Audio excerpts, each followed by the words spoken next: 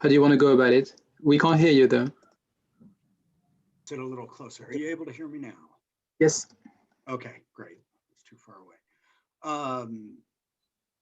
Let's see, we've got 20 here.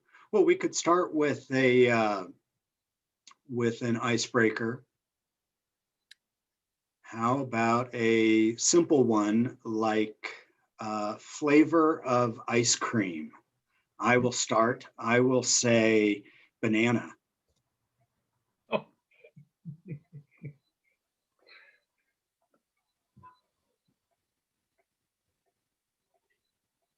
I would like to test. Oh, I would like to test one with hemp. You know, the marijuana. Now everything is. Everybody's in the UK selling everything with pot. You know, the oil, the makeup. It's just everything totally is a hemp. So I would like to test that and see how it will be. Yeah. Chocolate. You hear me?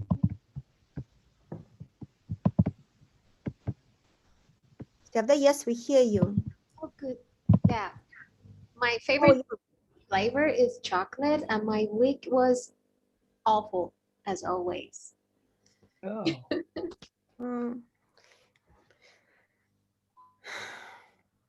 We are with you on that. Have some chocolate ice cream. Chocolate. Yeah. Mine is pistachio. It's my favorite.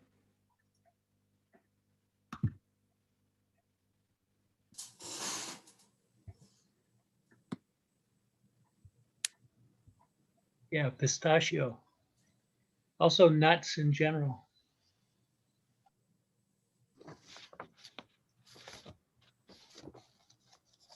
Are you talking of ice cream? Yeah. No, that was the week.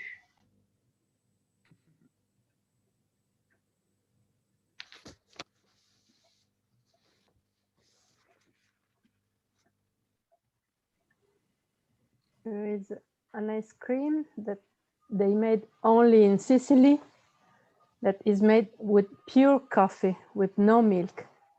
And it's amazing. Oh, wow. And outside Sicily, nobody believes it exists. So it's something like the existence of God. It's wonderful. That sounds really good because I've been trying to eat plant-based and I was thinking of what to say, but now I think I can go to Sicily and have that one.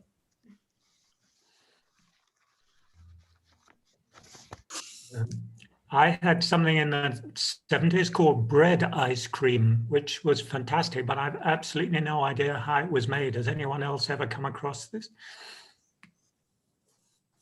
Bread? No idea.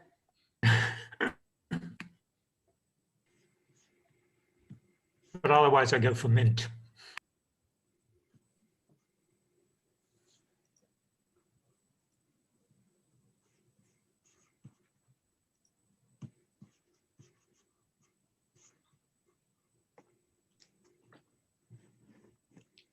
Anyone else? All right, I think I'll jump in then. So this week, I'm delighted to be able to discuss with all of you one of my favorite articles that David ever wrote, that it displays his typical brilliance and not only provides a lot of social science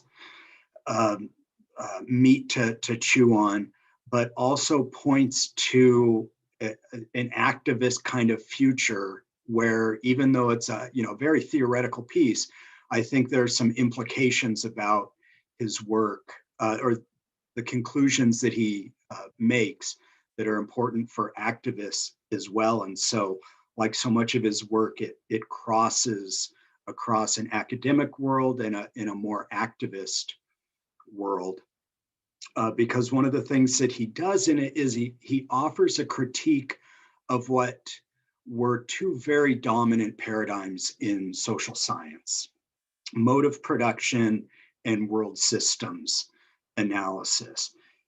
And so he's able to do, in just 25 pages of text, he's able to expose the limitations of basically 2 generations worth of scholarship, showing its shortcomings, but then ways of tweaking it and improving upon it so that it could be politically empowering and even help people gain insights into how we can, right now in the midst of this beast that is capitalism, we can still try to live with a sense of care and freedom. So the article, it's structured in a way where he basically lays out a conclusion that is not only rich in social science, but also, like I said, it points to this future. So the argument kind of builds in a way where if you went through it, you saw that its last line is not even in support of this thesis. It's just, oh, here's some research that we can do moving forward. Like, now that I've teased out this very profound argument, where can you go with it? It's going to sort of lead you necessarily into thinking about the future, because the conclusion that he ultimately draws. And so the way that he does this is by starting with just the first principles and sketching out what a mode of production, how it's been understood. And he illustrates that mode of production is this idea that Marxists developed in the late 1960s, 1970s. He doesn't give the background on this, but really the reason why mode of production appeared as an approach to understanding human evolution is because of the tumult of the 1960s, in particular, the rise of national liberation movements in places like Vietnam and Cambodia, across Africa, of course. And there was an effort to make sense of how peasants had survived in the midst of globalization, because typical Leninist analyses didn't fully explain this. Maoist approaches did some, or certainly made an approach toward explaining the roots of peasant revolution, but didn't really get at the moral economy of peasant production. And that's what mode of productions did, is that it started with this idea that you can have within a planet of capitalism, you can have a peasant production operate in ways that articulate with capitalism, but and help reproduce the bourgeois form, but also reproduce in an uneven way peasant production. And so in the midst of capitalism, you can have peasant production and nonetheless still create bourgeois forms in this uneven way that benefits the capitalist class.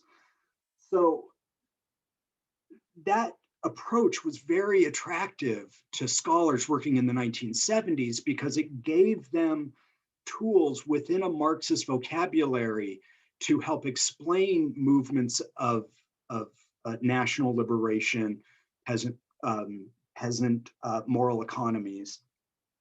But what David ends up observing is that this kind of theory was underdeveloped.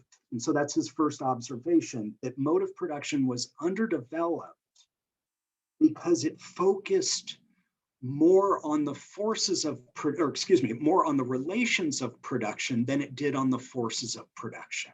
What this means is that it ended up ultimately being a theory of the state and the way that states extract surplus from subordinate people who might part of the year work on a banana plantation and then another part of the year work in a on their own village land.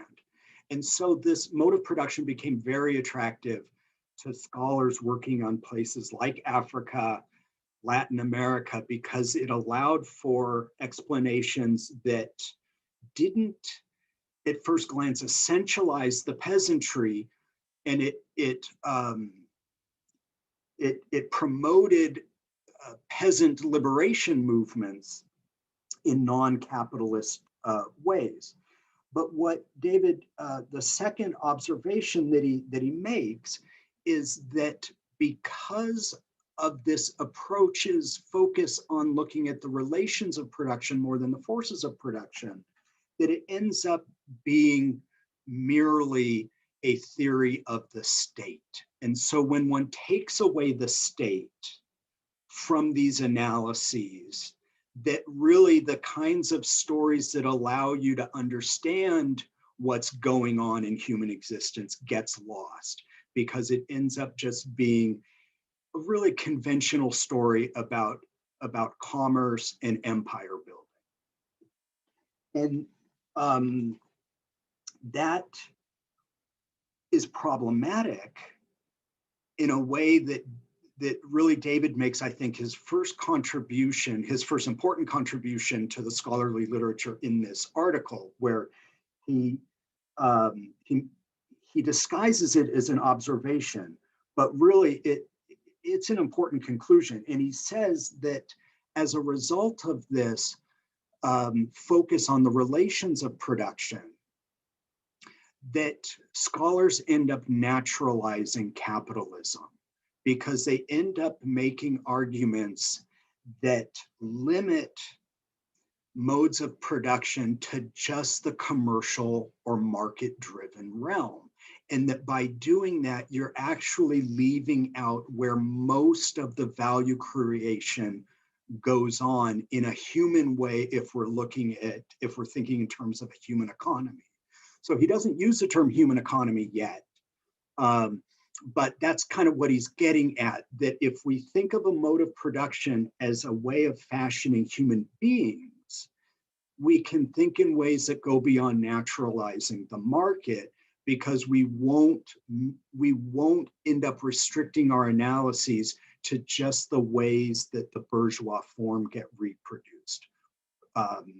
Because that will end up basically being a history that only looks at the commercial side of things. And the commercial side of things, of course, are just people making objects that are sold in markets, rather than how human beings get fashioned in and out of these relations.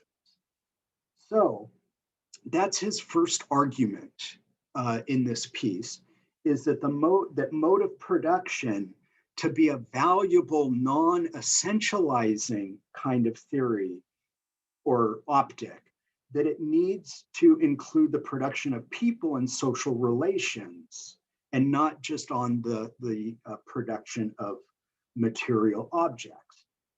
And so he gives some insight into the kind of work that he and others had done in trying to look beyond just the site of factories or the workplace or commerce as value realization. And he makes this very important point that capitalism and slavery are the two systems that, unique to them, require this division between workplace and home. Because if you think of that distinction that needs to be drawn, that's where the ownership happens. And so that division between home and workplace turns on where is the ownership that is putting this class division between people who are being mutually refashioned, are nonetheless being separated by this distinction in ownership. And David points up this distinction because it helps him elucidate his second argument, which is that if we think of value more broadly as something that's realized everywhere, not just in the workplace, but in the home, in the domestic sphere, then we can think of a mode of production where people get realized in their full sense, and it doesn't obscure what he says are the real stakes of human existence, which have to do with human ends and human relations, rather than the relations that employers will say are the end all of human existence, and they'll observe and surveil in ways where they can apply standards and quantifications and simplifications. But really the making of human beings happens across these domains. But that was what was missing from mode of production's analysis. Nonetheless, what happens in human economies is that people still produce tokens of value. And these tokens of value, the ones that are the most priceless, are the ones that are most valuable. So it's the things that get fashioned outside of the commodity sphere that really have the most value if we think in terms of a human economy. So David then goes to his third thesis, which is one of the great insights of world systems analysis, is to show how very simple forms of social relation, most typical in long distance relations between people who do not know each other, are continually introjected within those societies to simplify social relations that need not be that way. This, I think, is the crux of this article. There is so much brilliance in this thesis. I want to unpack it a little, or try to unpack it. So one of the great insights of the world systems analysis is, and he's already gone into some detail in this article explaining how world systems work has been very good in showing maritime networks of trade and how goods get turned into objects of value or commodities, but he's careful because he doesn't want to conflate capitalism with ancient world exchanges. But nonetheless, what David does, what he uses world systems analysis to show is that long distance trade turns on objects changing hands, and these objects allow strangers to communicate in equivalent ways, where things are pulled from their historical context and are exchanged as commodities. So what he's saying that commercial relations does is it constantly simplifies value into a recognizable fetish or token that has no history other than its quantification, and that is what gets exchanged between people when they're strangers. But people who aren't strangers would never pervert their relations or poison their relations with this object that has no history. That's a valueless object. But what he's arguing is that commercial relations need simplifications of all of that human labor that goes into making them, so that they can be introjected, is the word he uses, introjected into people, so that people can relate to each other as objects rather than as human beings. So this is the mechanism. He's identified the mechanism that unites ancient world exchange with contemporary commodified capitalist relations.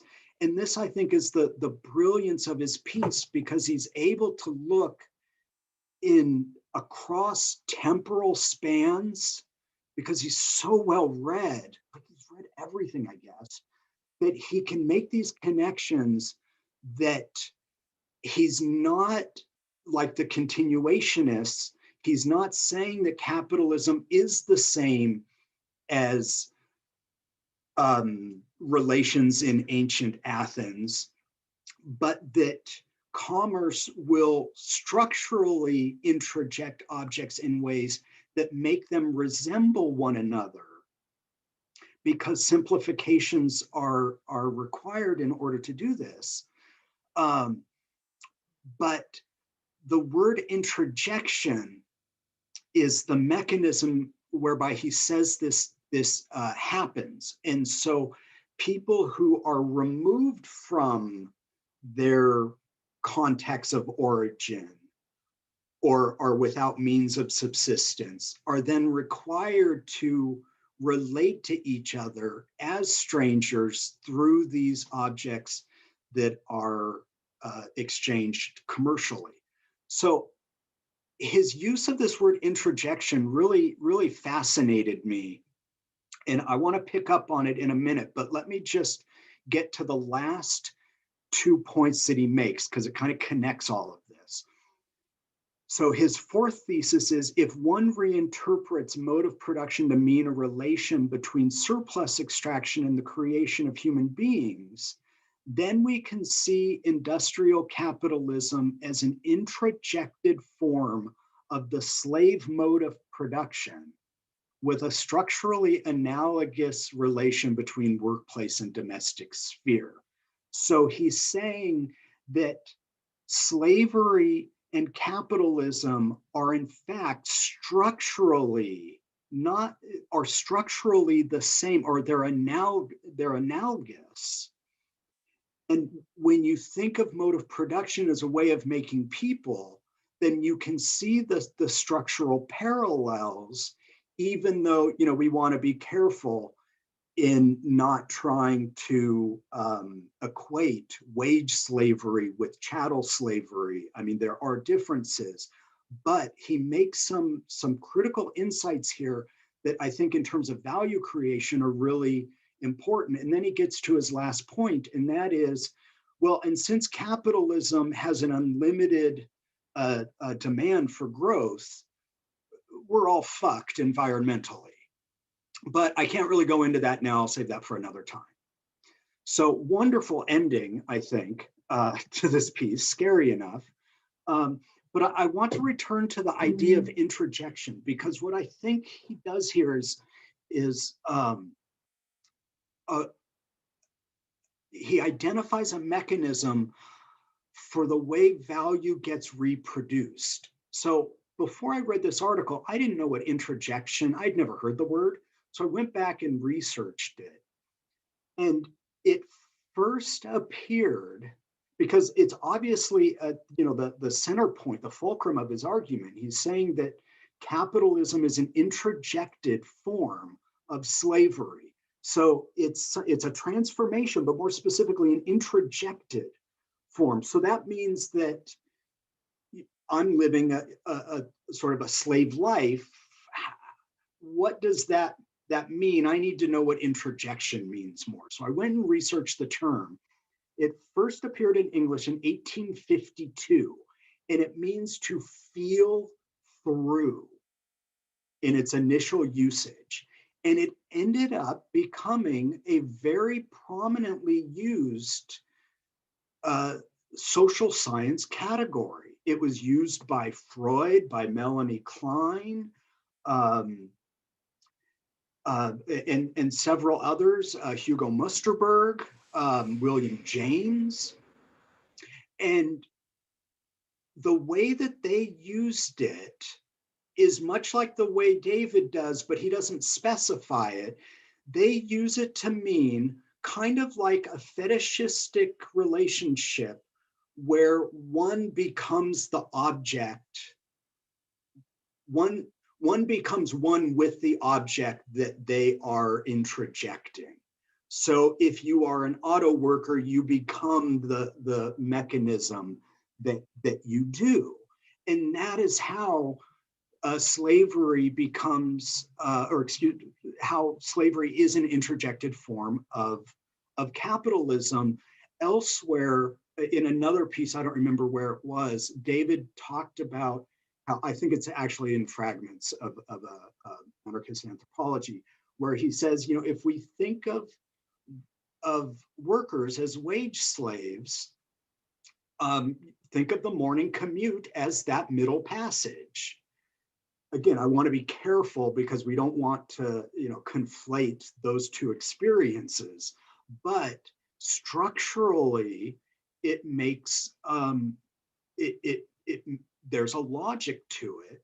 And this word introjection, I think, is one that's really, I think, needs to be reintroduced to the social sciences, because I think it has a way of bringing together the kind of value theory that Terence Turner did, the kind of value theory that Marx did, which is labor theory, but also the kind of work that affective theorists are doing, where there's attention to the kinds of qualitative exchanges that people have, the way that people build empathy and care. And so I don't know. So one of the questions that came up on Discord is, if you could ask David any question, what would it be?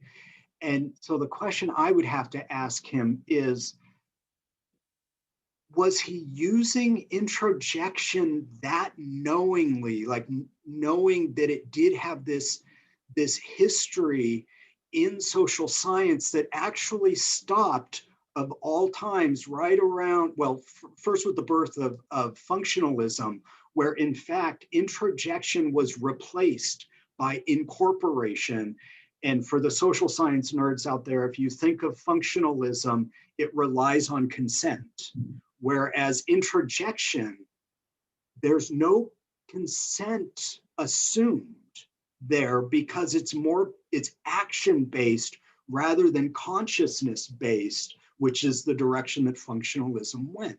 So when I went and researched this term, I found that since 1968, term hasn't really been used. And so, you know, that's the discussion I would love to have with David, is how knowingly he used this term to recover what I think is the importance of value theory that never got appreciated after 68.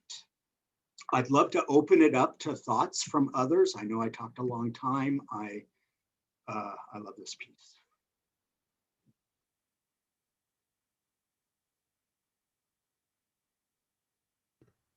Wow. Thank you so much.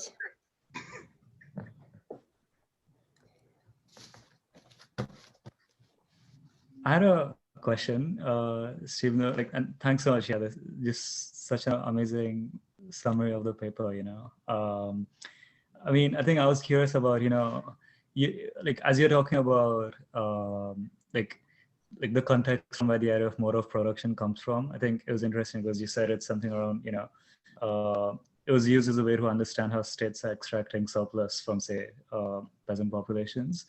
And so the thing is, I don't know much about world systems theory, but like what I've read is that it talks about something similar, right? Like at a more global level, where different nations are organized around, like, you know, like some are extractive states and some are producer states and so forth. So like, is world systems theory, this is more of a clarifying question, I guess, but do you see like world systems theory as sort of extending the logic of the mode of production approach to like a global scale? Is that how to see it? Well, I mean, this is my own take, and my own take is shaped by David's. I tend to trust him, you know, his take on things. So world systems, David says that it ends up reinforcing Eurocentrism because it's still built upon an evolutionary framework that basically turns on surplus extraction. And so it it goes through phases that are evolutionary or not yet linear, I guess. Yeah, I think Wallerstein would probably smack me in the face saying that, but I think the argument can be made that it is a kind of a teleology that's based on phases of surplus extraction that, as they become increasingly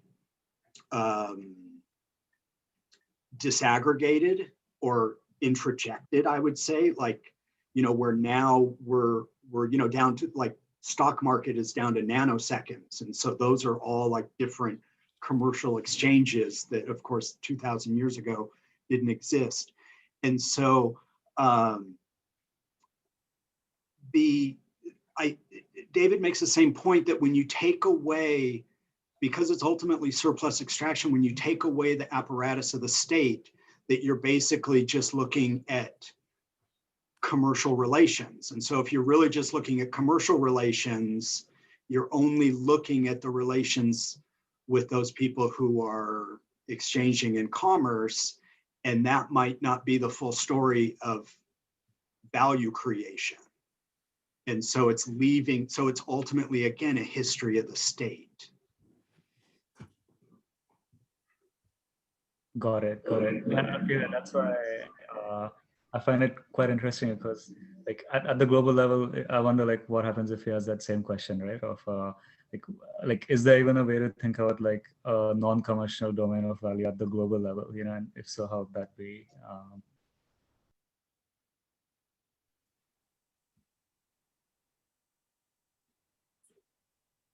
I was going to say, one of the things that reminded me when I was talking about quantification was a book by Edward E. Baptist called, a long title, it's something like The Half That Has Never Been Told, that is about slavery in the South, in the United States, in their 1800s, told from the perspective of the slaves. But one of the things he goes into there is how modern management theory has its roots in managing slaves. This idea of like whether APKs or whatever they're called now, but they used to be basically your metrics that you need to, like, what's your productivity of this slave? How can I increase this productivity? It's extremely quantified, and how to manage that workforce. All that has its roots there, and I can find an article. I'll share that, but yeah, that's another kind of a lineage that ties things together very well. And also another thing that that's interesting that Baptist argues is, like, at least he looks specifically about slavery in the United States, but it had that same boom and bust curve, and it had that same, much of the argument about slavery was about expansion, because it needed to continually expand and to have that function, continuing marketplace, and having a continuing marketplace for slaves. So that's why it was always a big question of any time a state came into the Union was, is it a slave state or not? Because we need a new market for the slaves themselves, that a lot of the people in the Northeast, like Maryland or Virginia, were actually more slave breeding grounds that would be sold to the cotton in the Southwest, which was at that point Mississippi. So yeah, those parallels are I know are very interesting to see how it comes in. It's a US context, and which is a different slavery than other places, but you can still see those very strong relationships.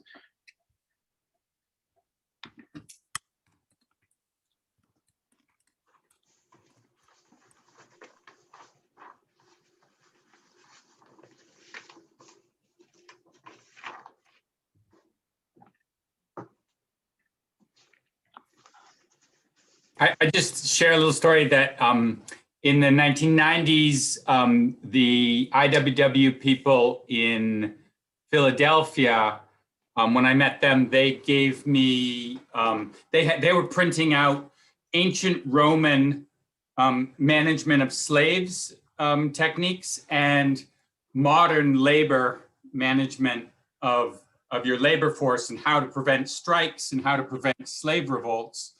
And then comparing them, and that was their look, and I wonder where that, I mean, that obviously people say wage slavery as an issue, it comes up for people, but that's certainly an idea that has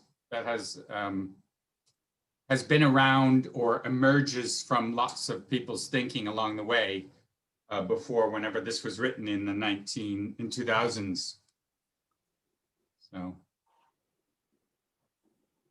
one other question I didn't really get whether there was an important difference between feudalism and slavery and why, because I just always thought of this as people who use coercion and people who don't use coercion, because feudalism also uses a lot of coercion, whereas capitalism pretends not to use coercion. It has a sort of liberal ethic that you're free to do what you want. But in the workplace, there's no democracy. Nobody ever talks about democracy in the workplace. So the workplace is undemocratic, whereas democracy is somehow in the political sphere or outside, or on the weekend, you're a citizen, but at workplace, you're not.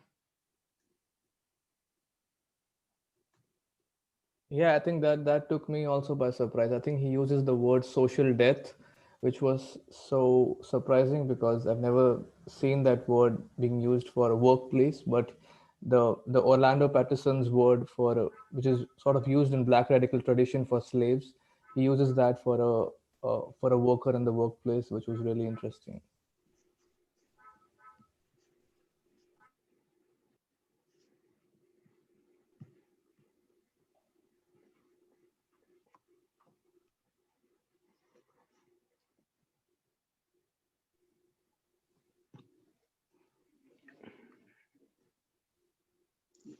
I mean, One of the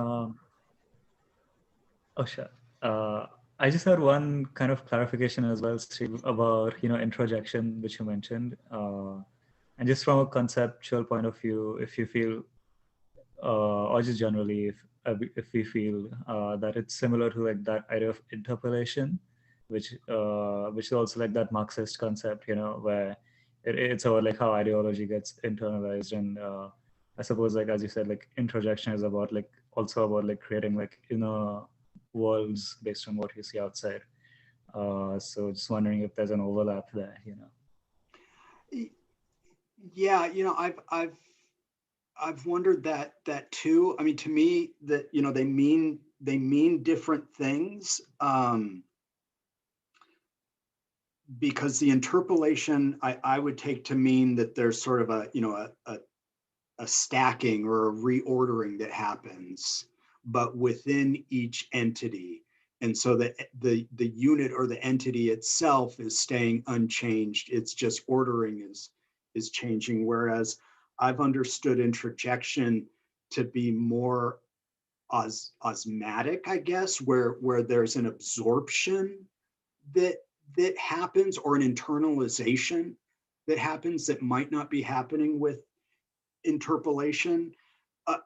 I mean, it's sort of the height of ridiculous academic debate in one way, but one of the reasons why I've wrapped my head around it is because it points up what I think is so fundamental to the brilliance of David's work and his importance as an activist. And that is, if you think of things being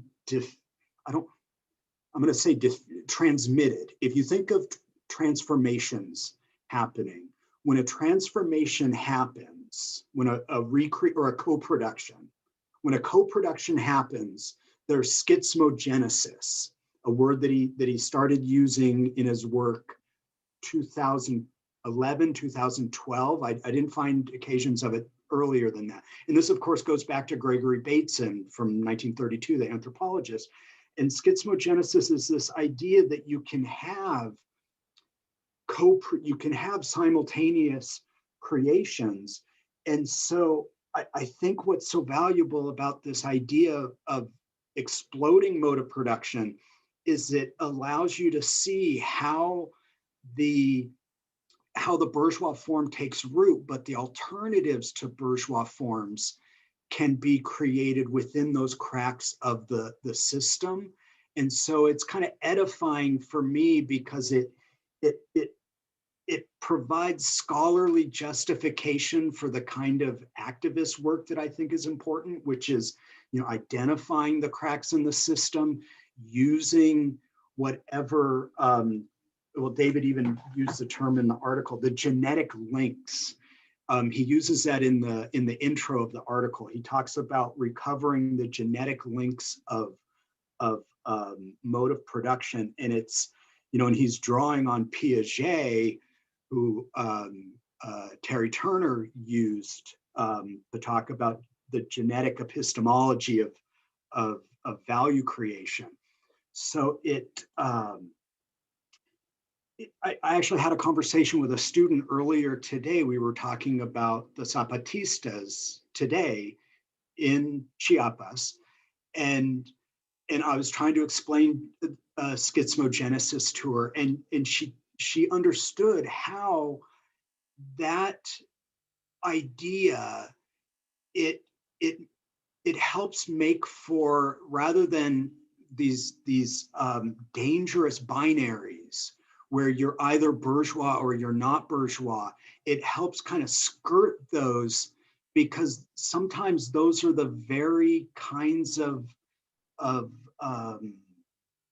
divisions that the emperors want to sow. And I think he kind of makes this point about 1968 and 1968 thought going the Foucauldian direction that it did, that it ended up naturalizing capitalist thought. So I'll say it again, I love this piece.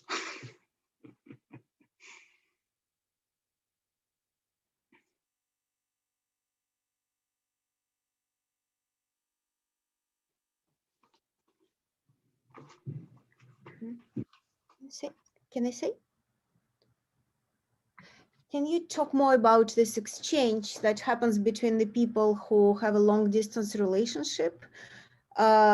Because it strikes me that this is what all our museum systems built upon. We're showing in the museums this kind of artifact that is totally removed from their natural habitus and their social network, where they represent something like ritual objects or whatever it is. But then we create from them this priceless objects that is actually not priceless. They always have price. And it's if we think about museums as churches of the national states and this kind of global systems, then that's exactly how it's worked.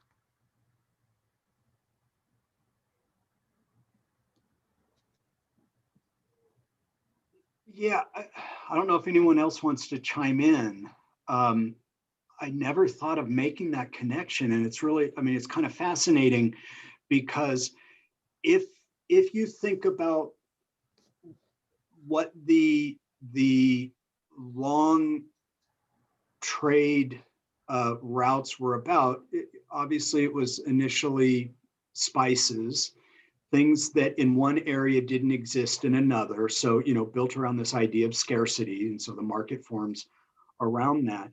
But when it became long distance, well, so even if you think in terms of the spices, when they arrive in the place where they go, they've been removed from their history. And the further removed from their history they get, I don't know the more valuable they become, but it becomes more and more exotic. It's reaching areas where it's more scarce.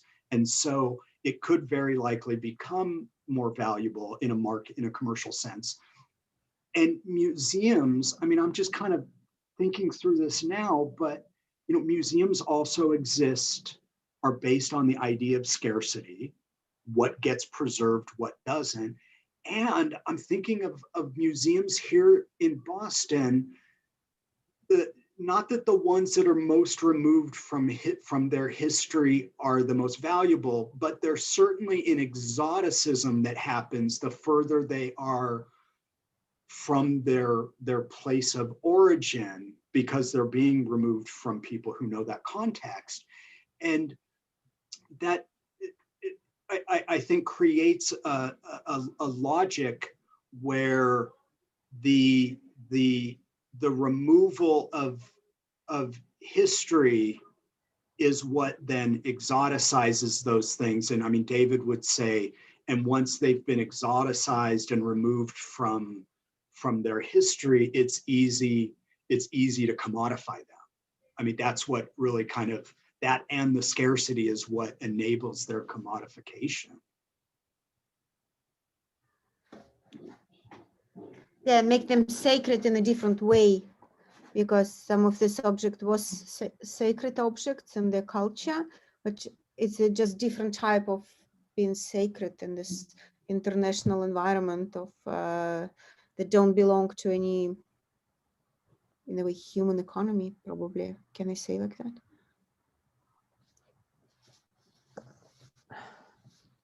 Can I jump in with a comment? I don't know if it's useful. I'm reading Karen Barrett. I don't know if you're familiar with her work. It's fantastic for me, and basically her very simple basis of everything she says about what she calls essential realism is that we're all entangled. We're all entangled in nature, and all exploitation starts with our pretense that we separate ourselves from that nature, that we can separate ourselves from it. So museum thing, all these would be extensions of exactly the same idea, that we spin out all kinds of myths and crazy stuff because we think we can make something out of it. And it's all a pretense of one kind or another, that we are not a part of nature. I don't know if that is a useful comment. Yeah, I think that connects with the public zoo also as a site of museum, and looking at the zoo as a sort of a separation of the interspecies formulation of the society, and just looking at nature as a separate entity. And yeah, I mean, I think the commodification is also interlinked with the imposition of ownership, and perhaps we can think a little bit about that also, nature and ownership. Related to that, is it all right if I share screen to show a portion of the text I've highlighted? Yeah, we just need to give you the rights. What is your name? Yuki? Maybe TJ can do that, yeah? Yeah. I don't know. Can you? Or I'm not sure I can. Let me try. Or I can just read it. It's not a long passage, but I wanted to share it and share some of my thoughts on it and ask everyone for their opinions on it. It's on page 80, and it's where he's kind of wrapping up his assessment and saying that, okay, the quote is, rather than one class of people being able to imagine themselves as absolutely free because others are absolutely unfree, we have the same individuals moving back and forth between these two positions over the course of the week and working day. Now, I think up until this portion of the article, I was like right there with David, and I got kind of, I don't know, I have mixed feelings about this assessment, because on one hand, like, yes, it is true in the way that I live in the United States, the way that we are meant to live our lives, it is kind of structurally how we are supposed to live our lives, but it hasn't been true to my lived experience. What I notice is that, you know, what you do during your working hours affects the person that you have to be during those hours. I think in some ways, like, affect who you can be outside of those hours. You know, I think that what people do during their working hours can affect their personal relationships. It can affect their creative projects during the times when they are free. And I just wonder to what extent people can really separate those two aspects of oneself as free and unfree, and maybe that it depends on a person's ability to compartmentalize. But it also relates to what Nicholas has said about separation. It also reminds me of a conversation that I had back when I was doing introductory econ courses in undergrad. And we learned about externalities, and it just sounded crazy to me because I think, okay, so if you're the owner of a factory and you decide to poison the local river, when you go home, like what river are you going to drink from? You know, like you're still a human being, you're still the same person. So I don't know. I wanted to get everybody else's thoughts on that. I mean, this is less of like a thought, but I think it's like a parallel, which I remember from his ethnography, because I think he speaks to something similar. Because, you know, when Barrett was in Madagascar, he was basically studying in this village, and the village had descendants of slaves and descendants of slave owners, basically, or like descendants of nobles, basically. And, you know, and historically, of course, like the descendants of slave owners were supposed to be like, you know, really legal, and like they were free because the slaves weren't for the longest time. And then after the French colonized Madagascar, both these classes of people had to work alongside each other because they're both serving the French, basically. And then after independence, what happened was that the descendants of slaves, because they were used to, you know, a particular way of life and particular way of working, they were able to thrive in the newfound capitalist economy, you know, or like at least in the newfound wage economy. Kind of speaks to what he's talking here, right? About like capitalism being an inversion of slavery. But I mean, like you could hear your point. It's like in like post-independence Madagascar, it turned out that the descendants of slaves were doing much better, and the descendants of slave owners weren't really doing as well because they weren't really used to like that particular type of wage life, you know. So it's like in colonial times, it's like of course, it's like the slaves who are not free, and then it's like after independence, like their descendants who are free at the expense of the other class, you know. So it's kind of going back and forth, and that kind of led to like this tragedy in like the village that he was studying, you know. It's more of a parallel, I guess, you know, like which yeah. Can I just comment to Yuki? I think I'm old enough to remember the 50s. So after the war, I think there was a big, you know, the whole myth of the home and work as being two separate places, and made it really very much more like that. So I think maybe because you're younger, you don't remember how much that was a lived myth. It's much less of one now, but I think that's where it's coming from. One of my thoughts about that is I had a discussion this week with a friend about like celebrities saying sometimes offensive, sometimes just stupid stuff and getting fired from their jobs.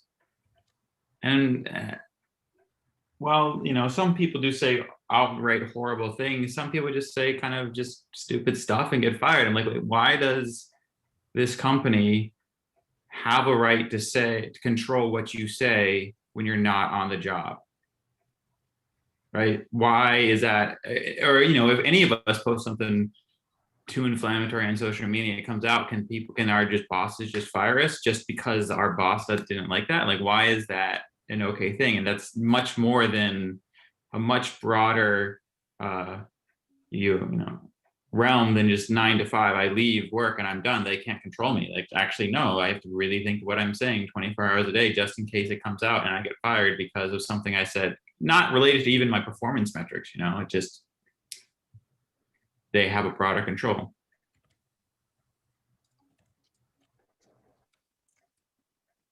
Oh, I'm copy pasting the quote into the chat. I should have done that before. Yeah, Matt, what you just said relates to something that David said in an earlier page on feudalism, which is that he said, like, in, I don't remember which society. Let me try to find it again.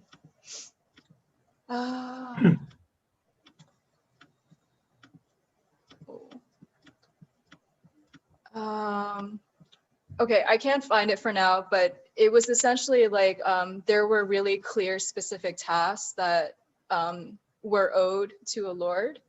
and you did not have obligations outside of those tasks.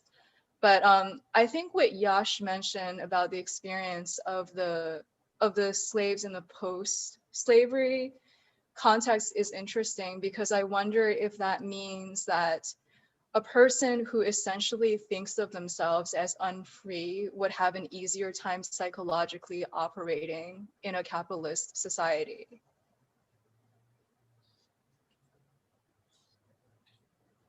Yeah, exactly. And that's why all the schooling have the same vocabulary, you know. They have like, we are producing a workforce.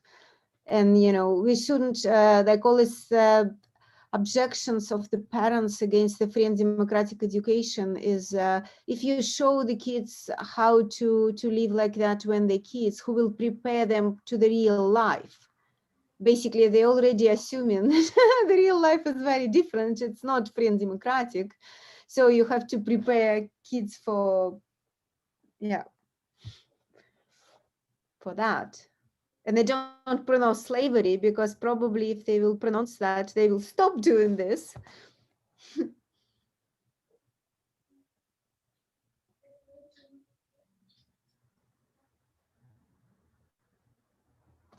You know that Latin words for work are all related to slavery. Labor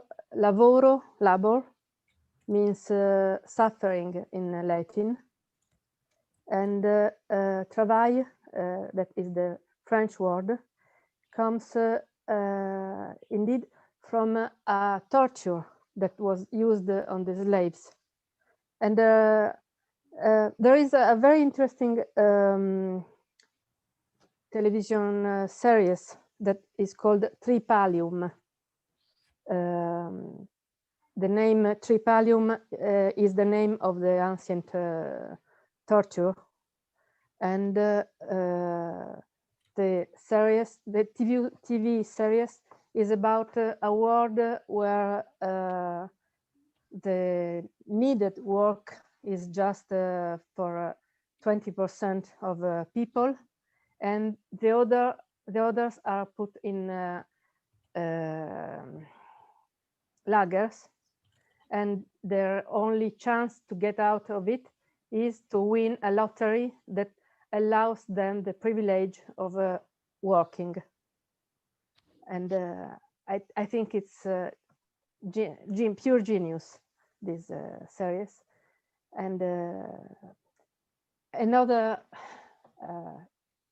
idea that this paper and Steve exposé made me have is, do you know Yamoulier Boutang, de l'esclavage au travail salarié? It's an history of how markets, of how capitalism went from slavery to paid work. Yes, Tripalium. And yes, it shows how the borders and the control of immigration has much to do with the control of workers. That is the same control that used to be on slaves. And the third idea is about museums and object and stuff removed from their meaning in the original place where they were born inside a relationship among humans. The interesting thing is that humans reconstruct meanings in any occasion, which means an idea and an object like a dream catcher, an Indian dream catcher, has no meaning outside Central America, but taken in in Europe and sold at flea markets, it gets a new meaning in this new context, because it enters human relationships there, and it changes, and it's the same. And that's all. Yeah, I mean, that to me points up what is so fascinating about value theory and the creation of fetishes, or really just objects, the objects that humans create, because we create those things to make meaning, but then those things can give us meaning. And so they're, you know, as David says in the article, they're accretions of human action. And all of those actions, so long as they have meaning, they have value. How does that value get preserved? Does it get reproduced? You know, does it end with the person who is with that object? But so there's this, what I like about his suggestions in the piece is, unlike people who, like Philip Harmon, who do speculative realism, who do object-oriented ontology, who they use the distinction between subject and object to kind of ruminate on the two. What David is saying is that, yes, the object matters as fetish, but really it's the person, it's the human that you're studying. If you only look at the object side of things, you're doing a disservice to the human element, even though his work is suggesting that the relation between the human and the object is always present. And so he's reluctant to kind of say that there are absolutes between the object and the person, but he's not going so far as some more recent continental philosophers who are, you know, trying to posit this kind of flat ontology that I think David would say is impossible, that you can only attempt to do it, but you really, that this is humanistic inquiry.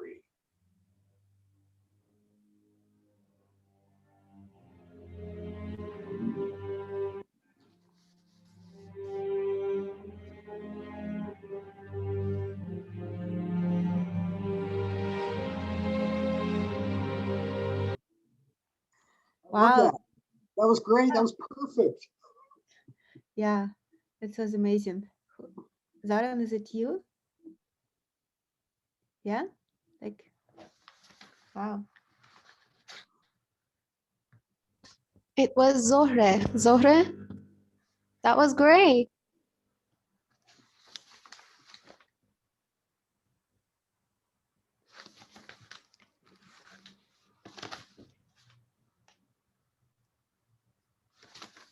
The introductory music to the Tropalium trailer, wasn't it, on YouTube? Somebody clicked on the link. Oh, is that what that is? I have so much to read after this reading group. At least I have to collection of stuff. Wow, that was amazing.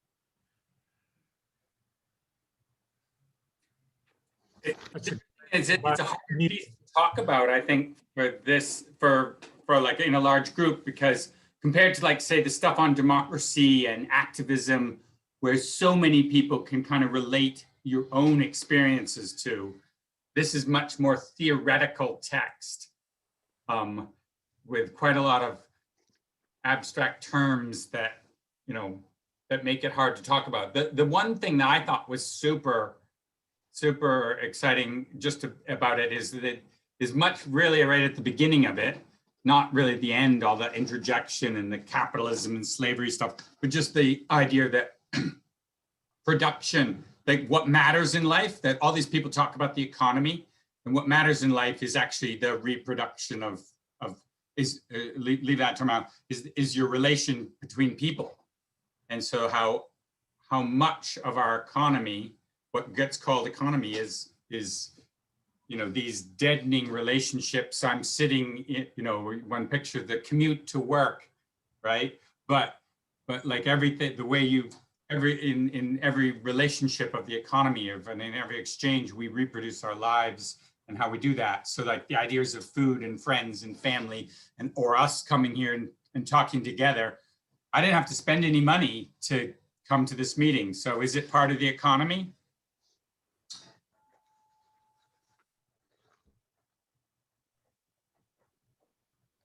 Yeah, let's say everybody pay €100, €1,000 to enter this meeting. So we already generated €30,000 during that whole hour, and that will grow the whatever it's called of UK or whatever else economy tremendously, just because we're talking about replacing production and consumption with freedom and care.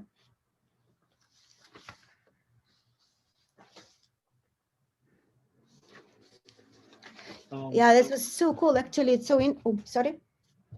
No, I just wanted to just quickly come back to the point that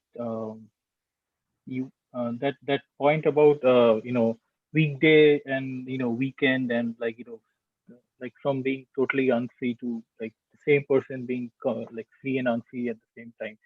And I mean, I remember when I read this essay, I also like got like I paused there, like, because like my experience in corporate jobs has been that like the 2 days between the working days, like if work starts from Monday, like I would already feel like down from like Sunday evening, and then as work got worse, like that like came up to like Sunday morning or Saturday evening, like, oh man, like I have worked from Monday. So the question is like, are you really free then during those 2 days? So I think I kind of relate to what Yuki said, but I think it's the change from slavery to capitalism has always had this idea, like it has been couched in the language of freedom. So like the bonded labor is now free from the land.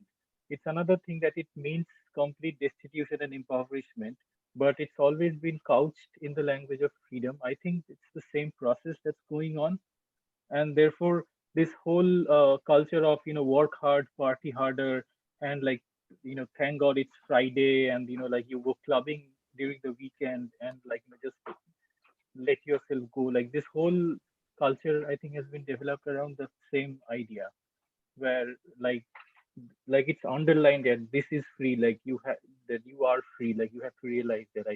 I think my reading would be that.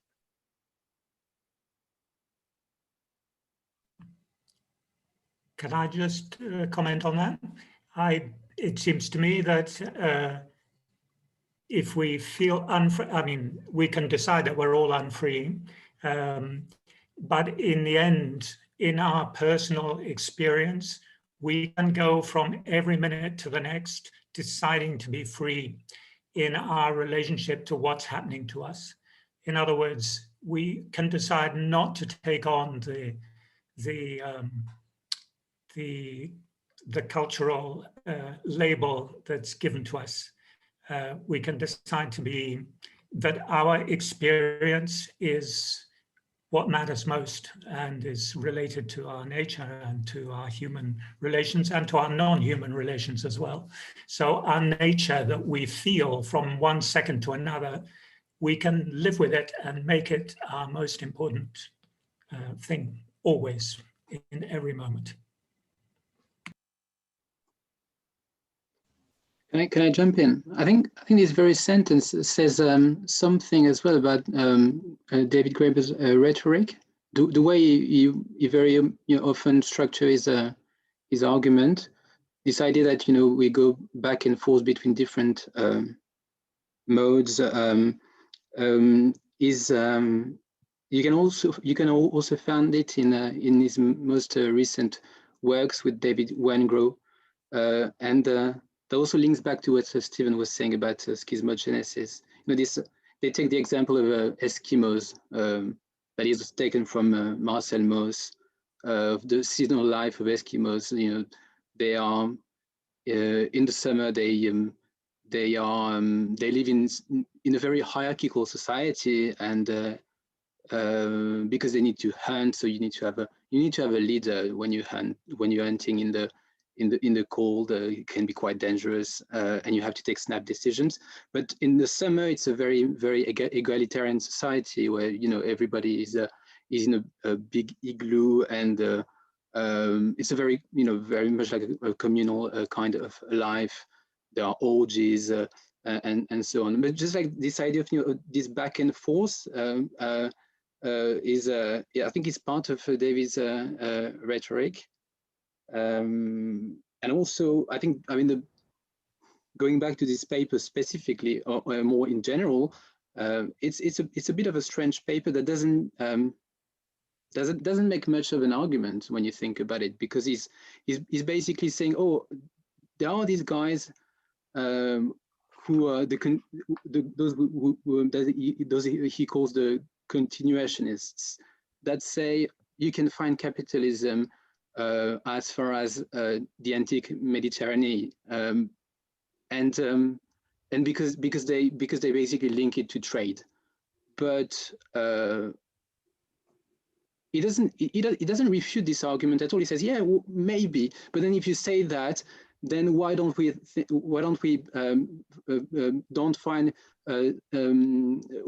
never compare, or it is forbidden to compare the society we live in and slavery, because there are similarities. And basically, that's what's interesting, is it seems that it doesn't refute any of the theses. It just gives, you know, these are just suggestions, basically. And that's quite interesting, you know, when this whole debate about the origins of capitalism, he doesn't really want to say what he really thinks about it. You know, he can be born in the 19th century during the Industrial Revolution, or way before. It doesn't really matter. And I remember from a conversation I had with him that and he was always getting back to that, this idea that, you know, we may not be living in capitalism anymore, because if capitalism, I think his reference was actually Federici, Caliban and the Witch. If capitalism was born in the 16th century or so, then we discovered it. Some scholars discovered it in the 19th century. Then maybe we are living in a mode of production that we don't really understand now, and some people in 1 or 2 centuries are going to discover it and say, oh, it was actually not capitalism, it was something else, you know.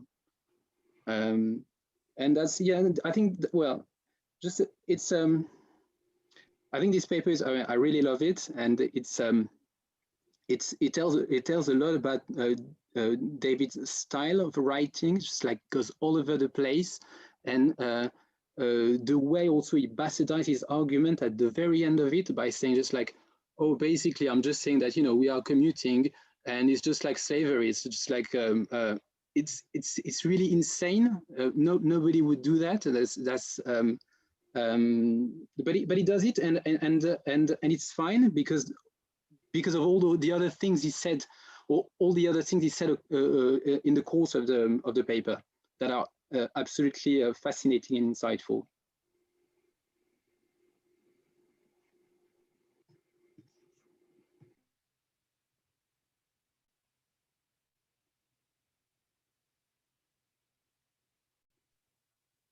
Any comments? I think Steve will disagree, I guess, maybe not. Would you? Or not? Sorry, but disagree about what? I don't know. I would just ask Steve to answer now, if it's possible. Sure, yeah. I know the point that you're making, and you know, I think it's a good one. I guess I like the piece, you know, obviously more than you do, and I think I find his argument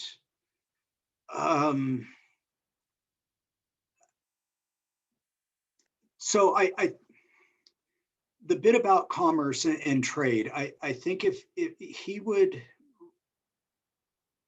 well, how would he, do I want to, I don't know how he would respond, but the way I read it is that the long distance trade isn't what makes it, that's not what makes it similar to slavery, but that the structural parallels are what makes it there. I don't think he's really trying to say that. I don't think he's being flip when he's trying to draw this parallel between slavery and capitalism, and that it's not just mere rhetoric. I think he's really talking about symbolic orders, about actual cosmologies and the way that cosmologies get reproduced, and sort of where we define freedom, where we define mutual aid. And so, yeah, the piece is, it's thin in that he is all over the place and kind of dashes off some arguments that really deserve entire books to develop his points. But I think what he's trying to get at is this broader idea about how we think about power and where power is and isn't, and where hierarchies get made and don't get made, and whether they're by consent or whether they're in the household. Yeah, I'll just stop there so that we have time to cover the other things. No, by no means I was saying rhetoric in a derogatory sense. Just it's he's making an argument, so he has to develop some kind of rhetoric. But when he says, I'll copy and paste here the thing. When he's that's by the end of the paper, and you read this paragraph and you're like, wow, he could have said that in like 2 pages. And there are, before that, there are all these digressions that are amazing. I'm not, but this is basically the way he works and the way he thinks, and I think it's brilliant. It's extremely smart, but yeah, it's full of digressions.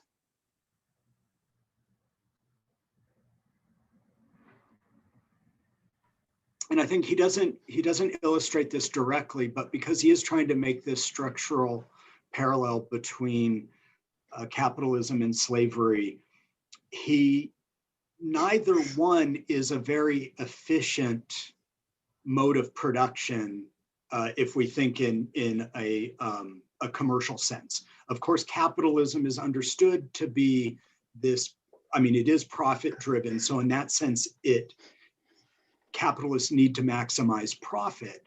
But what's really going on in capitalism isn't the maximization of profit, it's actually the privileging of loyalty above all else, which is really the same with slavery. As a mode of production, slavery exalts loyalty above all else. It's not efficient. And then with capitalism, there's really, I think, an analogous situation that loyalty is what really matters more, not one's productivity.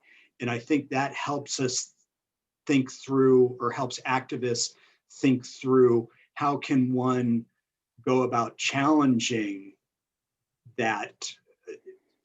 capitalism if it's not the most efficient way of organizing human society. I'll pause.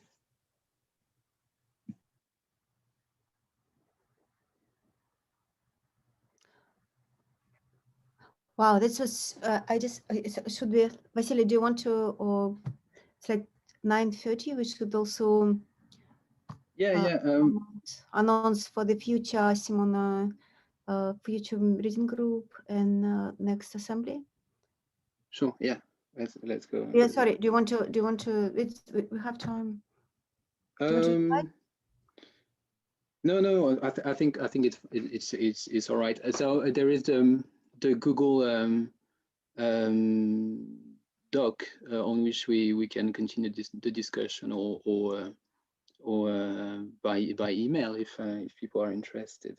And do you want to announce someone for the next reading group?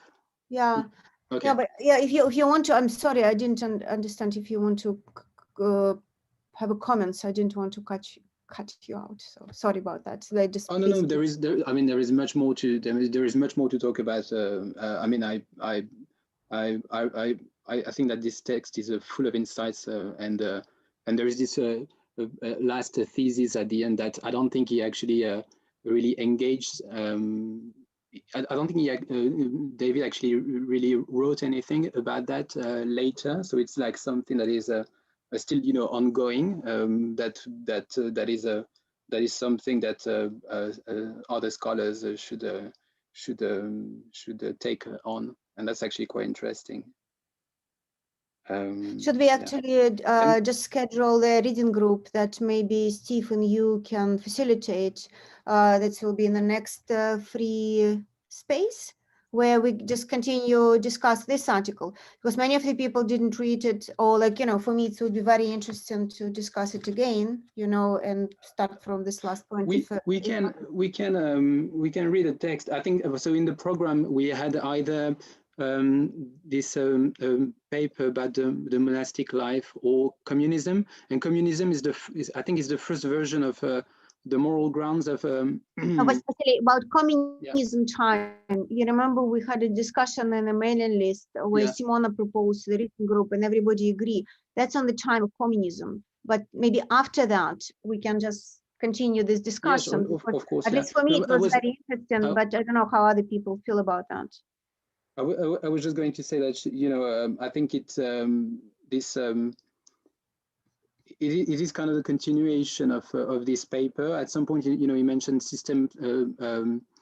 world systems, and he says he makes a connection between Carl's Polanyi typology of distribution, modes of distribution, and he has his own typology in the Dead book and in Communism actually, which is quite different. And so that would be actually, I think, interesting to read this paper after. Cool. Yeah, I agree too. I was trying to get to the program of the reading group. Oh yeah, I'll send it to you. Share the screen. Can you share the screen? Yeah, share. You can share the screen. Wait, you can share now. And I'll send it to everyone as well. I can share. Yep. Oh, just a moment. So I don't know what you think, Nika, but I think it's good to have different facilitators from one reading group to another, so that we are basically experimenting, and we have different way of doing things. Yeah, I think it just should be somebody always there, the same person, or not always, but maybe for like terms of 2 free reading groups, just in case, if you assign somebody and then let's say this person didn't show up, because it's always great to have surprises, but sometimes surprises could be, strange, and that's the nature of surprises. So we were very lucky today, and it was amazing, but could be different. So in this case, somebody always have to be the main facilitator in a way. Yeah, of course, yeah. I beg your pardon. I cannot. Oh, sorry. Thank you. I couldn't find the link. Yeah. Okay. So. I had a question for the group. Do you know Francisco Trevino? Who is Francisco? Is he here? Because we had a suggestion from him. He wanted to read the thing of the Invisible Committee, one of their books. But I think it's a bit long. And it's not written by David Graeber, so I don't know if it's a problem, but like. Can you see the screen? Yep. Mm-hmm. Okay.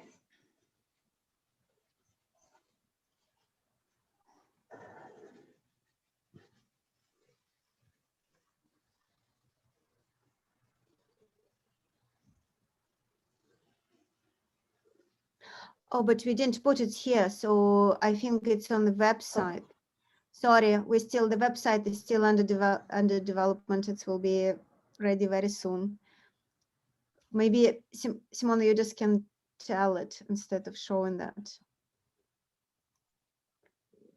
Oh, sorry, I didn't understand that. March, 5th of March. Yeah.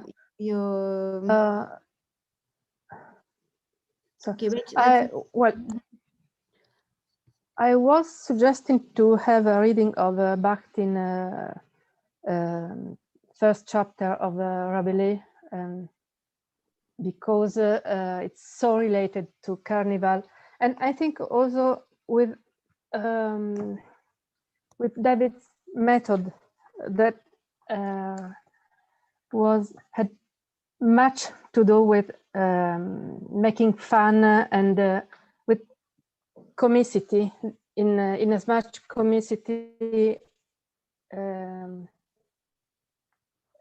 comedy is about cracking the system in a way, showing the contradiction in an event and in a system. But I think I would like first to go through David's writings. So I suggested to have Bakhtin, but I would like to have Communism by David first. And I don't know anything about these two our friends Invisible it's a group of French anarchists, autonomists who wrote 3 books, and this is I think this is the second one. But these are relatively, I don't know, they are short pamphlets, but it might be a bit too long for a reading group, for one session reading group, and yeah. I think but again, this is a suggestion by Francisco Trevino, and I don't know who Francisco Trevino is, and I was asking him about, like, you know, maybe I was asking him to choose one chapter, but I had no news from him. So I suppose that, you know, once we found him, we can negotiate to move the date. It was just a suggestion, so maybe we can do the Bakhtin thing on the 19th. Would that be good, Simona? Yeah. What do you want to do on the 5th? You want to continue the same article between you and Steve? What would be suggestion? No, I think we can. Well, I think we can get back to it next time. We can read Communism. So the thing about the moral grounds of economy, and you know, and get back to the mode of production thing during the same session. I think it's fine. What do you think, Steve? Yeah, I like the idea of doing a new one, and then if anyone wants to return to it, happy to do it. Anyone wants to facilitate this thing? I think if no one wants to, I think Mitya would be able to do it. But if someone is interested in this text, again, it's you've got a link to it. So and we can be. I think we can also be a few facilitators. Just as Nika was saying, you know, if someone disappears, at least there is someone present. If it helps, I'm happy to give it a shot. Yeah, and I also wanted to ask if TJ wanted to if we do beyond the monastic self at some point, if TJ wanted to help facilitating this. Maybe, sure. Cool. I was just going to throw out maybe sometime in the future we could do something like a combination of towards an anthropological theory of value and some of the bits from Debt, which summarize that previous book. Because a lot of David's book seems to be, works out something in one book and then he goes on to the next book and he has some of the previous book in it in a sort of really summarized form. So, and I personally thought that the anthropological theory of value fits with the sense of of having a community where the labor that the relations of production reproduce the community, and so the first thing in that is the gift economy. So you give something to somebody else, and they are in some ways in debt to you. So it's a gift economy, but that debt is a relationship of time that you will be there for them and they'll be there for you. And that is what's kind of missing in capitalism. And that's the kind of the long distance trade is somebody just goes, and it's not like I give it to you, I trade it for something and I have no relation. You give me your copper pots for my seashells and I fuck off to my village and you fuck off to your village and we don't have to have a relationship again. And so capitalism has a bit of that in it at the same time as it claims to be continually in a relationship. I think we could read chapter 4, which is a standalone paper, and it's actually about that for the value book. But we can, if you want to put. I mean, so the Google Doc is you can't edit, but you can comment on it. So if you want to add a suggestion for future readings, please do feel free to do it. I think it's a good idea to read this. I mean, yeah, of course, these two books are very important, and I think we should read them. It's a little bit. It's again one of these complicated texts, so it's easy to get in a like, oh my gosh, we're stuck in theory, a very complicated theory. But the other part of that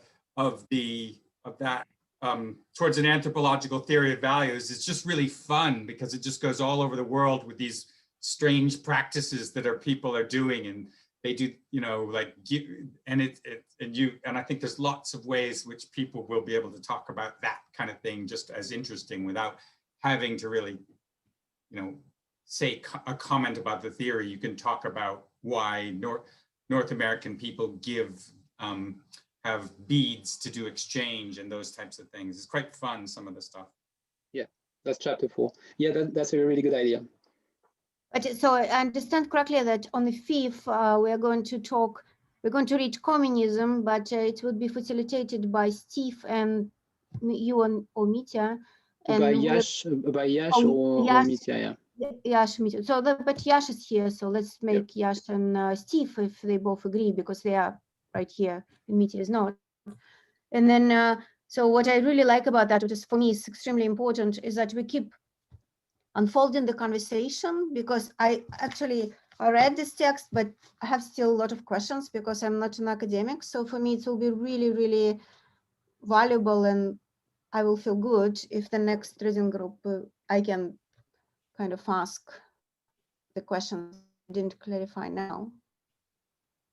Great, thank you very much, Vasily, for pointing out that. I think we're going to get. I think we're going to get back to it anyway, because in this paper there are many theses that come from other, like thesis 2, I think, is about the anthropology of value. This thesis 3 or 1, I don't remember exactly, but it's about interpretive labor that we already read, and it is and there will be obviously connections in further reading groups.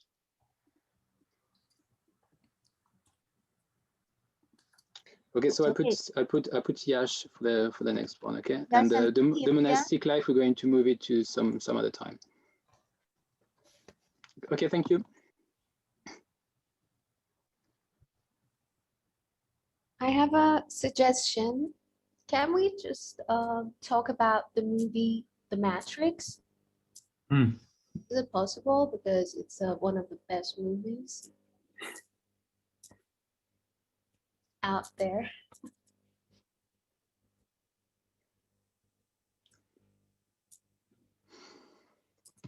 And of Tripalium too.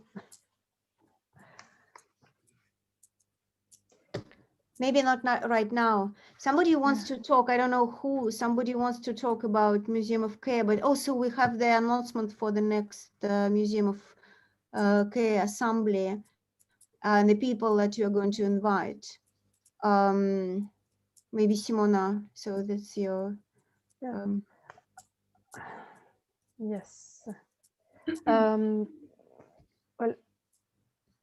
can you hear me? Yes. I am in touch with a group that has been born from a Fearless Cities network, and they are building a platform for for networking municipal and local experiences. And I think they are very interesting, and I would like to, I asked them to come in one of our assemblies and explain what they mean to do with this platform and with connecting municipal experiences. And this was the first suggestion. The second is about a campaign that is on social housing rights. It's quite European, so this is a more international group. I'm not sure you are interested in. And in any case, the organizer didn't confirm me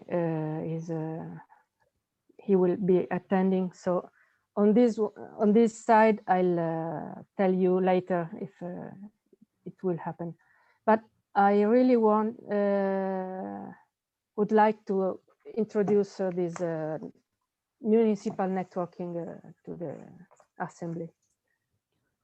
Yeah, I also want to say that municipal assembly is what David Bookchin is working on, and it's what Rojava is kind of based. So it's this democratic municipalism. It's a very important part of the social design.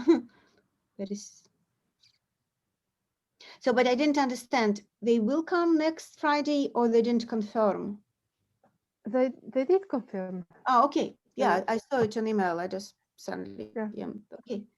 Cool. So next Friday we will send an announcement on Monday, and next Friday we will have the conversation with them. Maybe I will try to invite Debbie or somebody from the US who is also working in municipal assembly to have a conversation. Maybe. Yeah. Can we have a text or something on municipal assemblies before that, so that we just know about the structure and how it functions in Rojava and other places? Is that possible? It's a book. I have it as a. I don't have it as a file, but I will ask if I may have it. Yeah. Yeah, I think I can find it. Mm-hmm. Yes. This person, Sky, I think she wanted to propose something too. I think we can perhaps. She left, but next meeting she said she would come again. So perhaps we could put her at the beginning, because I don't know what she wants to propose, but yeah, maybe it's interesting.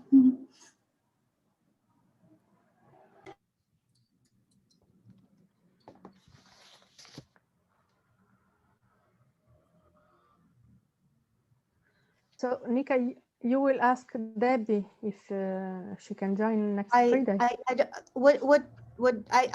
I don't know what should I do. It's like your assembly, but I like in general, my natural inclination invite people who could be interested to have conversation about certain theme, and this is an extremely important one. I can ask her and then see how it goes.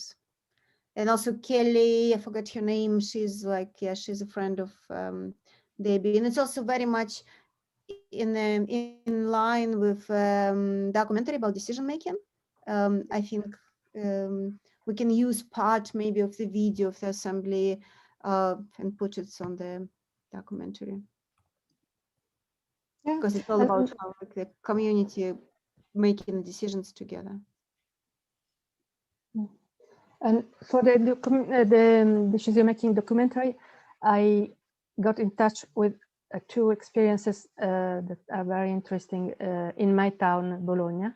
And one is an association of farmers who use the method of consensus to take their decisions since many years. So they it will be very interesting to hear how what's their experience. And the second interview I would suggest is with a member of a municipal list that is Emily Clancy, is her name.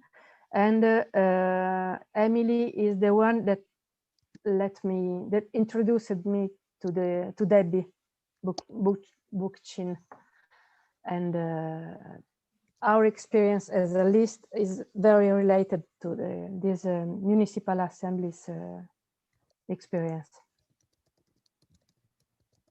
If I can add, so the interview with the farmers associations that use consensus, it's going to be on this Wednesday at 7 p.m. So if anyone wants to join and ask them questions. Who will be there? So the organic farmers that Simona, the association that they use consensus, we will have two representatives, the president of the association, and I believe Alessandro, who is one of the farmers, who's members, who's part of it. Yeah. And they will talk to us on Wednesday at 7 p.m. on Zoom. So if anyone wants to ask them questions, this is part of the collective documentary. I will also send this on the main list for everyone. I can't on Wednesday, I'm only can on Saturday, but this Saturday we don't have anybody English speaking, so I will just take take an interview in Russian from this Oleg Yesinsky, who's living in Chile and working with Zapatistas for a long time now. So I will just take an interview from him about how Zapatistas make decisions, and then we will put a subtitle. So if somebody wants to use it for the version of documentary later on, that will be also available.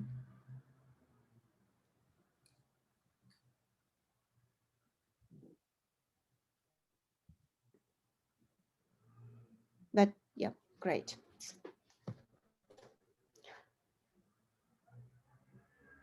I just want to say that the text, just a small thing, that the text also mentioned mourning of the dead and the labor of mourning and the distribution of that. And I think someone sort of mentioned that during the birthday party. So I just thought that, oh, it's here.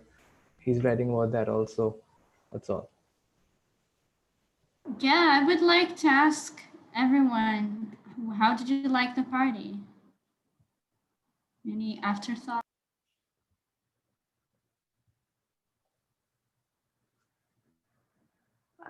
It was great, but I just wish that we could have the video on, because I really want to hear some people's, what they were saying, hear it again, and just, it would be just great if we can have the video, the recording. I don't know if you agree or not, but like, for example, the one with the name Not Me, I want to hear him talk again to see what he said,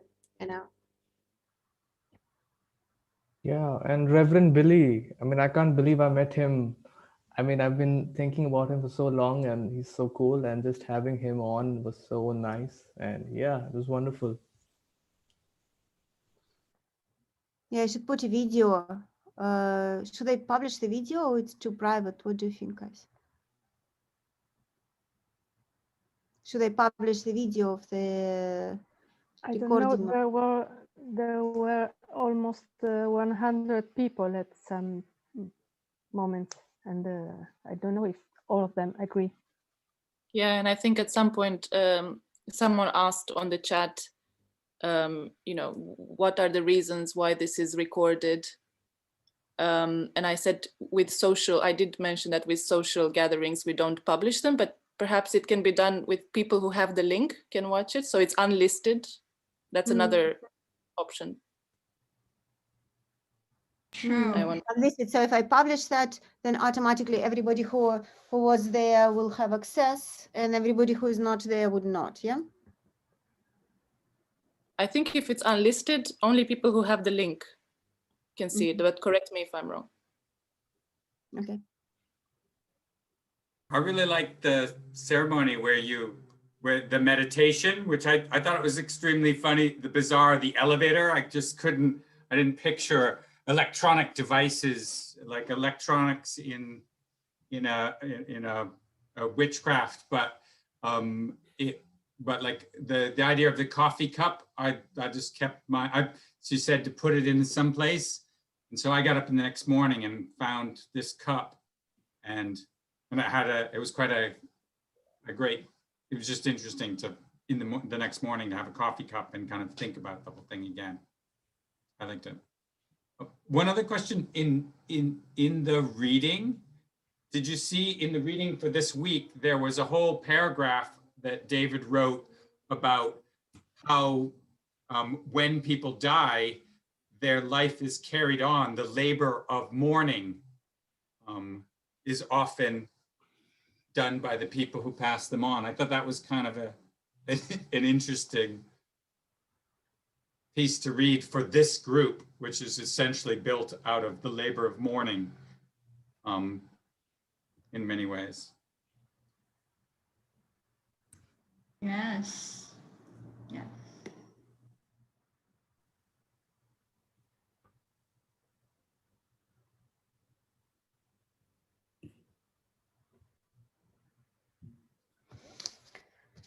Okay. Hey guys, I have to go too, but TJ has the hosting. If he's still here, TJ? Yeah, so it's like if anyone wants to go nuts, go right ahead. Oh, joking. Yeah. Okay. So I'm just leaving it to TJ. Okay. So next Friday, Simona is facilitating an assembly. And do you have the book, or should I find the book? And what we can introduce, we can just have an exchange with Debbie and see if she come. I kind of connect you both, and Debbie and Kelly, and see how it's work. Yeah, about this municipalism. And next reading group is Yash and Steve are facilitating, and so we are continuing the same discussion. And then after that is Bakhtin, that is Carnival, and I think it's really very much related to David and to Museum of Care in a way. And then meanwhile we will collect more proposals, and everybody is totally welcome to propose. Hopefully we will be able to put it on the website soon. I was working today half a day early in the morning for the website. It's still in production, but I will solve it soon. I'm sorry. Yeah. Nika, can I contact you on email and perhaps Anka too about the video? And we can... Oh, totally. Anytime. You can. Okay, and we can find some solution. Yeah, anytime. Any means of communication is very good. Okay. Bye, Thank everybody. you so much, Nika. Nice weekend. Yeah. Bye. Bye-bye. Bye.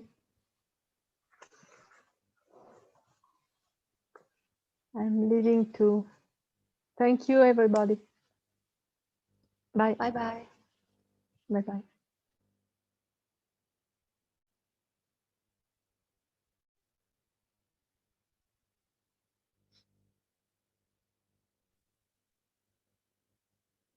But it's just the last people here. It'll be a conversation about the Matrix, right? Oh, yes.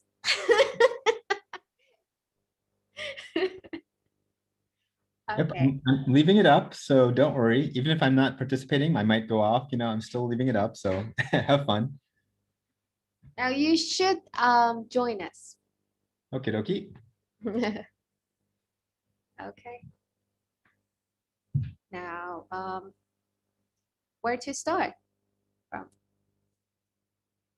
So when was the last time? Actually, let's say that I can't believe it's 22 years now since the first Matrix came out, and I still want to watch it. I just realized some new things in the movie, and I just think that, oh my God, this is beautifully and carefully crafted movie.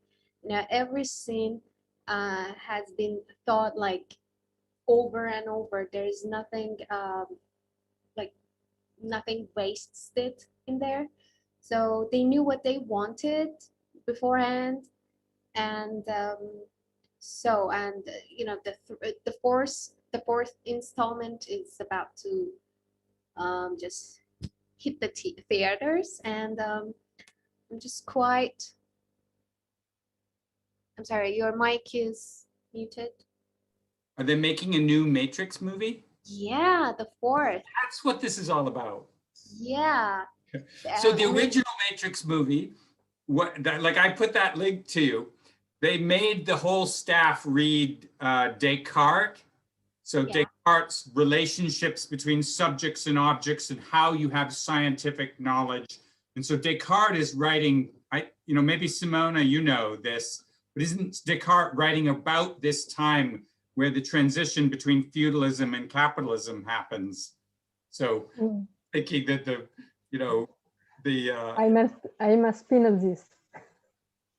Yeah, I was thinking that you could relate the Matrix to the reading today. Sorry? You could relate the Matrix to the transition between feudalism and capitalism, because it's science. It's about how you know things. Can you really have certain knowledge?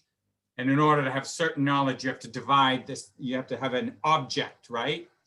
And that's what capitalism does. It turns everything into objects and circulates them and forgets about the debate between people. Actually, Spinoza's criticism to Descartes is exactly on this. You cannot have a knowledge if you are not in relation with object. If you make a separation between the subject and the object, you will never be able to join them again. And so you need a God to justify the absurd union of the subject and the object. The solution to Descartes' skepticism can only be the idea of relationship, the idea that what we consider an object and ourselves, our conscience, are just different modes of one substance. But if you separate thought and material, and if you separate subject and object, you will never get them together again, and you will never be able to justify your knowledge, the fact that you have a knowledge. So from a Descartes point of view, the reality of the matrix is not different at all from the reality of the real world that Neo discovers taking his pill. So that's my, and I love all the Wachowski's movies, and I was thrilled by an interview they gave, I think some months ago. Actually, I didn't read it. Somebody told me they gave this interview and I wasn't able to find it. But they said all of our work since Matrix and until Sensite is about authenticity, about being ourselves, and being true to ourselves. You mean in The Matrix, that movie?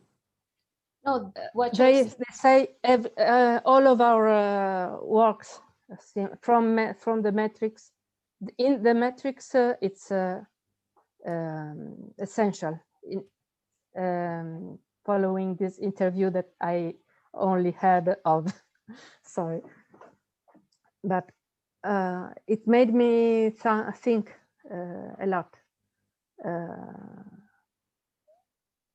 What did you like about The Matrix, Sevda? We're talking about the first one. Okay. Well, it's really hard for me to, describe it. But let me start from this, that actually Jean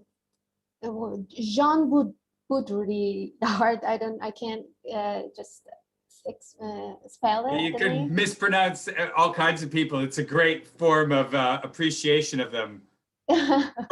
Baudrillard, whoever he is. Yeah. Actually, his book is in the movie when someone knocks on the door and asks Neo to give what he ordered. Simulation and Simulacra. And that is one of the books that the Wachowskis told all the actors to read, actually, before just start shooting. So, and someone asked Jean that, what did you think about Matrix? And he said, if the Matrix was real, they would allow this movie to be produced in the Matrix. That means that this movie is not my,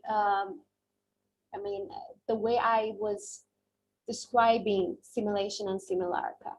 If I can explain it, I hope my English is not that bad. So on the second and third movie, they asked Jean to help them on the script, but he declined it. So, but that was a great move. That was a great move. Wachowski's asking Jean to help them for stuff. So and his remark, what did John say? What did Jean Baudrillard like say it? I'm terrible at pronouncing. Yeah, the Jean. What did these remarks mean about the first movie? I didn't get it. He said, this is not what I was talking in my book. This is not my reading. This movie is not my reading of the reading of my book. So if the Matrix was real, the Matrix or the machines would actually let that movie out in the theaters of the Matrix, inside the Matrix. So so they should. So that's a bit ironic. He didn't really like the movie, did he? No, he didn't. The movie loves him, and he didn't like the movie. He's like, no, you guys are just making fake stuff, and I was talking about something different. Yeah, but I thought that, okay, Jean may not like it, but the interpretation or what Wachowski was trying to build itself is something very important and also very authentic at the same time. And You know, they say that the first movie is about birth, the second is about life, and the third one is about death. And the way they made peace with the machines, I was thinking, okay, if we ever get to the point that to be led by machines, what would happen? In 1999, someone just thought about this and made something visual about this, and that was just amazing. And it was scary. And on the third one, they made peace with each other, the machines and the humans, just to save the humanity. And of course, just you feel like, okay, there must be a fourth one to see, okay, what is it exactly what they want to say. So, and the fourth one, I think it's hard to, don't you think it's hard to make a sequel and have it be good? Yeah, exactly. Like the first movie, leave aside whether the Matrix was a grand visionary gesture to, or it was just some movie that tried to copy Jean Baudrillard and he didn't like it because he thought it was itself a fake movie, right? But okay, so it was a fun film to watch. I remember watching it when it first came out and thought, oh, this is cool. But you get to movie 2, movie 3, now they're gonna do movie 4. There's always a sense of somebody's just doing another movie because they can make money? Or do you think there's really gonna be something here in Matrix 4? I think it's gonna be something because I don't think Wachowski is, especially Lena, she's now the only one who direct the movie, because the 3 Matrix movies were directed by 2 Wachowskis, but this one is only by Lena. And she's I don't think that she's just someone, okay, let's just have they already written the script? Yeah.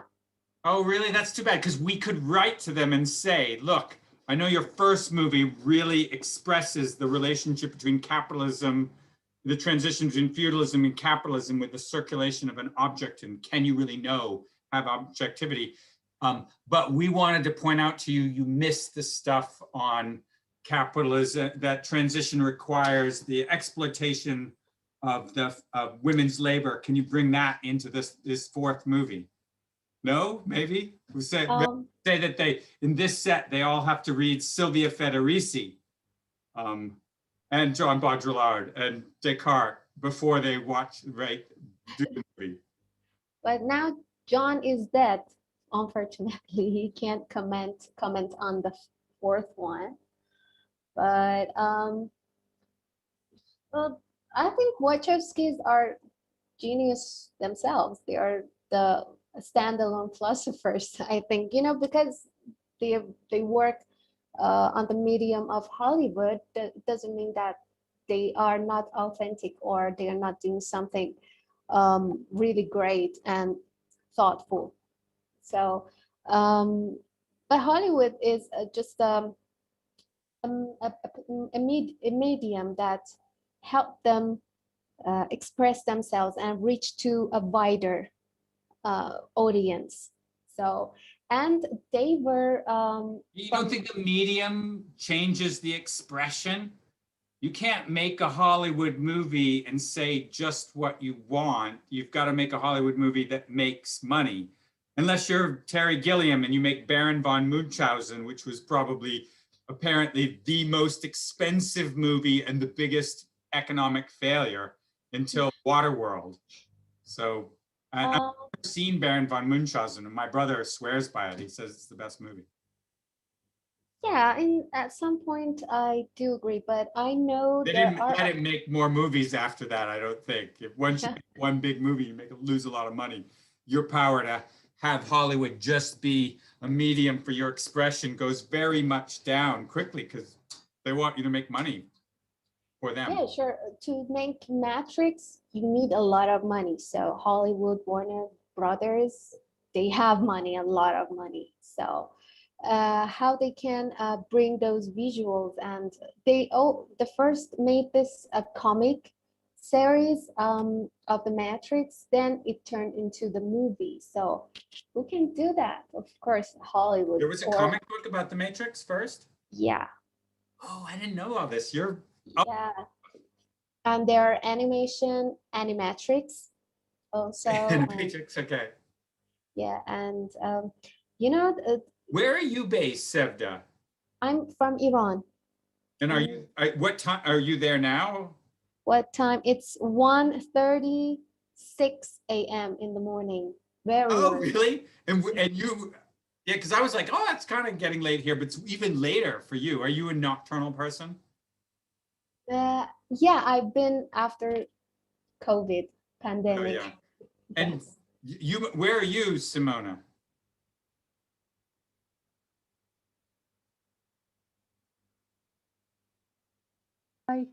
Okay, I couldn't unmute myself. I'm based in Italy, Bologna. Oh, okay. Oh, that's the best rock music in all of Italy comes out of Bologna. Yeah? That's what everybody says. The Scantos. Yeah, that's a political punk scene there. Yeah. I'm coming yeah, to so Italy. you're a bit further into the night as well. No, it's 11 in the evening, not so late. But I admit that I'm getting a bit dozy, sleepy. Well, and you? Where are you based? I'm in London. Oh. Yeah, so, yeah. Are you still in lockdown there? Yeah, London's pretty locked down in the way that, finally even the Tory government believes in lockdown now. Before that, they were kind of carefully balanced between their freedom people. Oh, we need freedom to do stuff, and they have a backbench that's constantly, and like, oh, well, we actually have to do something because half the country will die if the health system is overwhelmed. So I'm happy that that Britain is getting vaccinated, and so happy news. It was a good news. Yeah, well, there's an international debate today about sharing the vaccine out fairly, because Britain apparently has purchased enough for 4 times their population over the next 4 years, and say once we're finished with British people, we're going to give it to other people. So that's interesting. And Britain went through a whole period of divorcing itself from the European Union as a kind of rah-rah British Empire kind of patriotism. And not that it's bad necessarily to say an individual unit of geography could govern itself separate from another one, but the way they separated definitely was was a kind of leftover imperialism. And it was like basically a bunch of people driving around on a bus claiming all the money that they saved from Europe was going to go into the National Health Service. And the National Health Service in Britain basically imports nurses and doctors from all over the world so that they can, so basically it's like a colonial system. They take the money from nurses and doctors from Africa that are trained there. The reproduction of those people and their education then is exchanged across the great distance, and they come to Britain to be healthcare for the British people. That which is that's that imperial system. Some of the places lose all their doctors because they come to Britain. And then Britain wants to erect its borders and say, oh, we don't want to let all these foreigners into Britain. If they stopped letting the foreigners into Britain, they wouldn't have a healthcare service. And the same people who got elected because they ran a basically racist campaign then also end up dependent upon the healthcare system in order to get reelected after this, because it's, you know, they want the whole medicine vaccine system to work so that the Tory party looks like they saved Britain from the thing. So it's very, you know, some real awkward moments. Boris Johnson got the vaccine. He's the prime minister. He got, you know, he got sick. He got ill with the thing. And he had to go to hospital. Like we don't even know. He might have been on a respirator. And then when he came out, he had these two nurses that were not from Britain. They were immigrant nurses, very customary in the British healthcare system to have foreigners do the healthcare. And he sat there and said thank you to them in front of the entire public.